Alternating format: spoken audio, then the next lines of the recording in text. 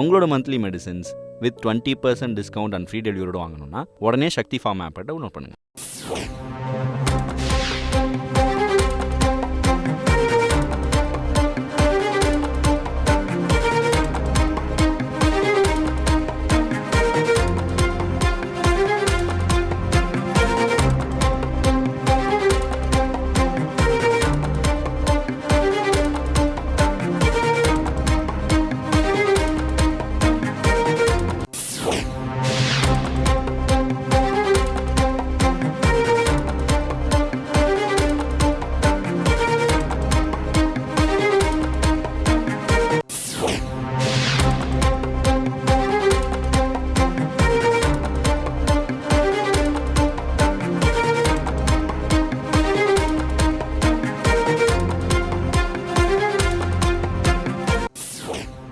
அண்மை செய்தி.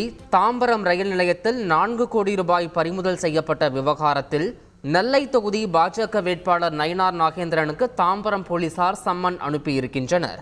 நயினார் நாகேந்திரன் நேரில் ஆஜராக தாம்பரம் போலீசார் சம்மன் அனுப்பியிருக்கின்றனர். மேலும் இது தொடர்பான கூடுதல் விவரங்களை எமது செய்தியாளர் சசிதரன் வழங்கிட கேட்கலாம். சசிதரன், வணக்கம். இந்த சம்மனுக்கு நயினார் நாகேந்திரன் தரப்பிலிருந்து எதுவும் பதிலளிக்கப்பட்டிருக்கிறதா இதுவரை? இது தொடர்பான முழு விவரம் சசிதரன்.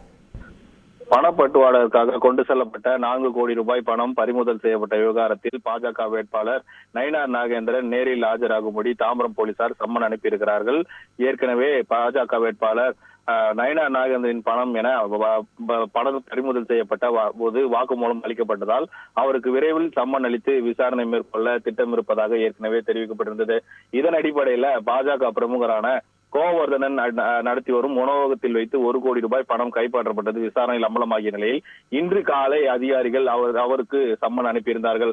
அதன் அடிப்படையில இன்றும் மீண்டும் தற்போது நயினார் நாகேந்திரனுக்கு அந்த சம்மனானது அனுப்பப்பட்டிருக்கிறது. கடந்த 6ஆம் தேதி இரவு தாம்பரம் ரயில் நிலையத்தில் வைத்து தேர்தல் பறக்கும் படை அதிகாரிகள் 4 கோடி ரூபாய் பறிமுதல் செய்து அதை கொண்டு வந்த 3 நபர்களையும் கைது செய்திருந்தார்கள். சதீஷ், நவீன், பெருமாள் ஆகியோரிடம் தேர்தல் பறக்கும் படை விசாரணையில் நெல்லை பாஜக வேட்பாளர் நயினார் நாகேந்திரனுக்கு சொந்தமான பணம் என்கிற வாக்குமூலத்தையும் அளித்திருந்தனர். மேலும் இது தொடர்பாக பணத்தை நாகேந்திரனுக்கு சொந்தமான கீழ்ப்பாக்கத்தில் உள்ள ஓட்டலில் வைத்துதான் கொண்டு சென்றதாக வாக்குமூலம் அளித்த நிலையில் அங்கு தொடர்ந்து அவரது வில்லங்களிலும் இந்த சோதனை நடந்தது. சோதனையில் பல ஆவணங்களும் பறிமுதல் செய்யப்பட்டது. இந்த ஆவணங்கள் தொடர்பாக தற்போது தாம்பரம் போலீசார் விசாரணை மேற்கொண்டு வரக்கூடிய நிலையில் அவர் நேரில் ஆஜராகி உரிய விளக்கம் அளிக்கும்படி சம்மன் அனுப்பப்பட்டிருக்கிறது. தேர்தல் முடிந்த பின்பாகவும் அல்லது தேர்தலுக்கு முன்னதாக அவர் நேரம் கிடைக்கும் போது நேரில் ஆஜராகி உரிய விளக்கம் அளிக்குமாறு அந்த சம்மனில் தெரிவிக்கப்பட்டிருக்கிறது. இதுவரை அவர் சம்மன் பெற்றிருப்பதற்கான குறித்து எந்த ஒரு தகவலும் நயினார் நாகேந்திரன் தரப்பிலிருந்து அதிகாரப்பூர்வமாக வெளியிடப்படவில்லை. போலீஸ் தரப்பிலிருந்து மட்டுமே சம்மன் அனுப்பப்பட்டிருப்பதற்கான தகவல் தெரிவிக்கப்பட்டிருக்கிறது. அவர் நேரில் வந்து ஆஜராவாரா அல்லது வழக்கறிஞரை அனுப்புவாரா என்பது குறித்தான நயினார் நாகேந்திரன் சொல்லக்கூடிய பதில் தான் அந்த விஷயம் தெரிய வரும். தகவல்களுக்கு நன்றி சசிதரன். உங்களோட monthly medicines with 20% discount and free டெலிவரியோட வாங்கணும்னா உடனே சக்தி ஃபார்ம் ஆப்பை டவுன்லோட் பண்ணுங்கள்.